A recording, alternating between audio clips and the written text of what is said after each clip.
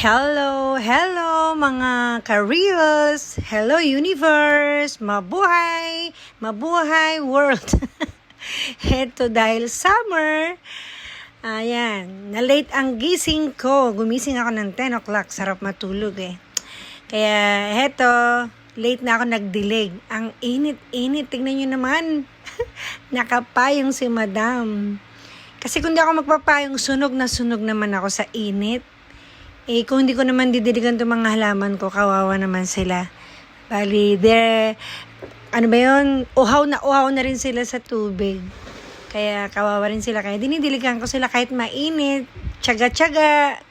Yan, mga makasampung timba lang naman ako, nadiligan ko na lahat sila. Actually, gumagamit talaga ako ng timba kasi gusto ko nakakapag-exercise, nakakapag-hagis-hagis ng tubig.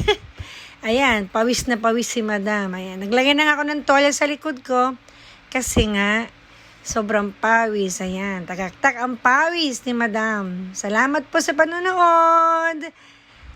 Salamat.